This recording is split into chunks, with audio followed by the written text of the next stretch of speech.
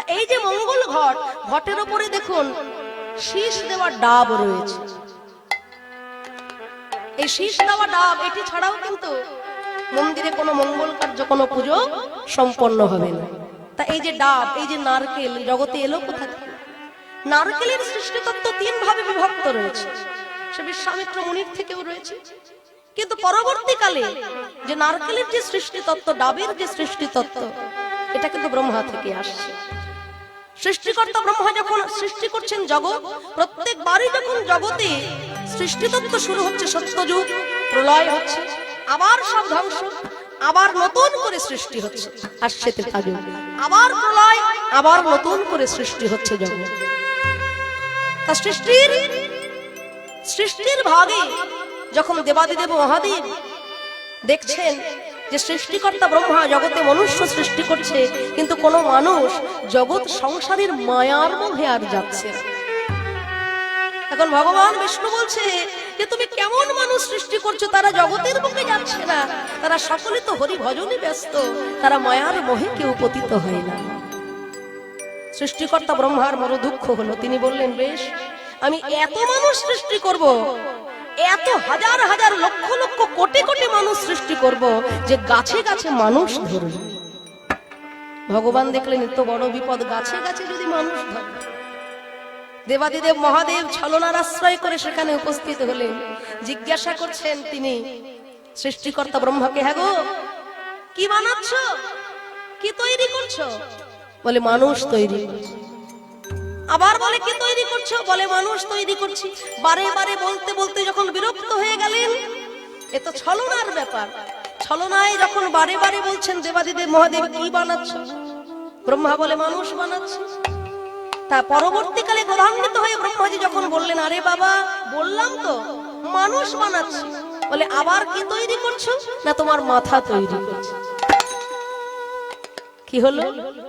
দেবাদিদেব মহাদেব বললেন বেশ, আজকের পর থেকে অংশ রূপে আমার এই মাথায় নারকেল অথবা ডাবের মধ্যে প্রচুরত্ব। দেবাদিদেব মহাদেব অংশ রূপে যখন ওই ডাব হলো, নারিকেল হলো, তখন জগৎ জননী মাতা, জগৎ ধাত্রী জগন্ময়ী মাতা, যিনি বাবা ভোলানাথের সঙ্গে সঙ্গে থাকেন শক্তি স্বরূপিণী হয়ে, তখন মা বলছে যে হ্যাঁ গো প্রভু, তুমি যাবে জগতের সংসারে অংশ রূপে, আমাকে কি সঙ্গে নেবে না? মহাশক্তি স্বরূপিণীকে দেবাদিদেব মহাদেব বললেন, শোনো, তুমিও আমার সঙ্গে যাবে মহাশক্তি রূপে, তুমি হবে ডাবের শীষ স্বরূপ। শীষ ছাড়া কোন ডাব কিন্তু ভগবানের ঘটে স্থাপন করা হয় না। শীষ যুক্ত ডাব হলে তবেই কিন্তু মঙ্গল ঘটে স্থাপন করা হয়। তাই এই শীষ হলেন যোগমায়া। এই যোগমায়া ছাড়া কখনো কিন্তু ভগবান কোন লীলাকার্য সম্পন্ন করতে পারেননি। তাই এই শীষ হলো যোগমায়া স্বরূপিণী, আত্মাশক্তি মহামায়া স্বরূপিণী। তা পবনদেব বলছে, প্রভু তুমি যখন যাবে অংশাবতার হয়ে, আমাকে কি সঙ্গে নেবে না? মহাদেব বললেন ঠিক আছে পবনদেব, তুমিও যাবে ডাবের সঙ্গে। এই যে খোসা স্বরূপ নারিকেলের যে ছোবড়া, যার মধ্যে ধুনো দিয়ে আমরা ভগবানের মন্দিরে সেই ধুনোর গন্ধ ছড়িয়ে দিই।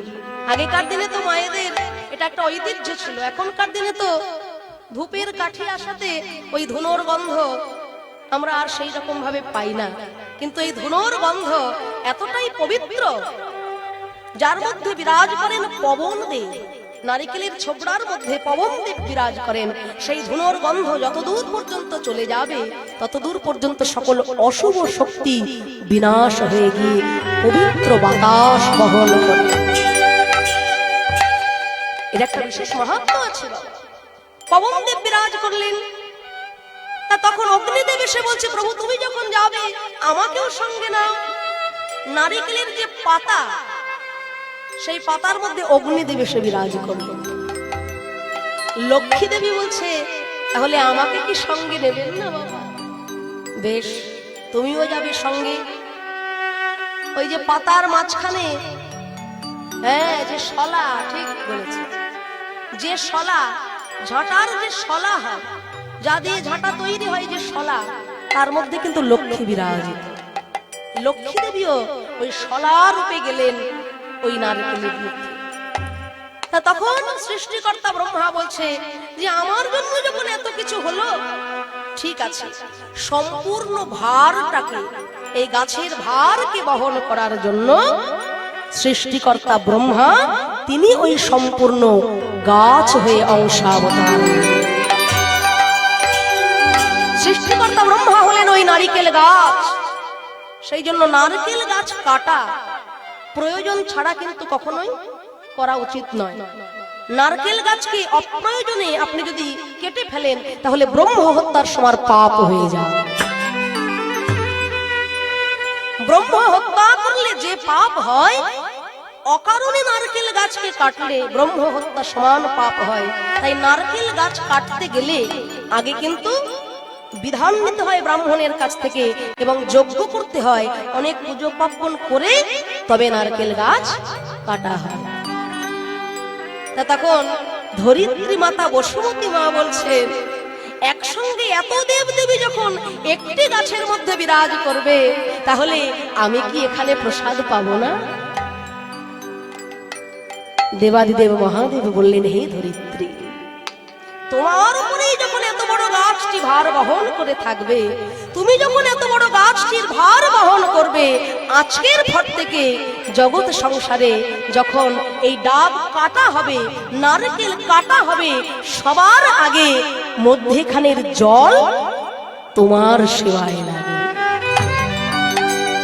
কেননা নারকেলের এই যে জল, এই জল কিন্তু পতিত পাবনী গঙ্গা।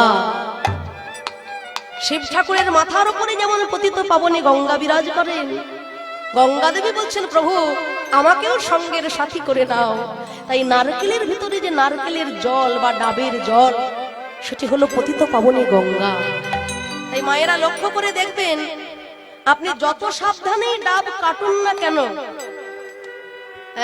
এক ফোঁটা হলেও জল কিন্তু বসুমতী মাতা অর্থাৎ মাটির বুকে পড়বেই পড়বে, কিচ্ছু করার নেই। এটা হলো স্বয়ং ভগবানের কৃপা যে এত বড় গাছটাকে এত দেব দেবী সহ যিনি নিজ বক্ষে ধারণ করে রেখেছেন, সেই বসুমতী মাতার উদ্দেশ্যে আগে প্রসাদ যাবে, তার প্রসাদ সবাই পাবে। তাই যত সাবধানেই ডাব কাটি না কেন, যত সাবধানেই নারকেল কাটুন না কেন, এক ফোঁটা হলেও জল কিন্তু আগে ধরিত্রী মাতা পাবে। তাই বৈষ্ণবানাং যথাসম্ভব শিব ঠাকুর ছাড়া কিন্তু কোনো পুজো জগৎ মাঝে সম্পূর্ণ করা যায় না।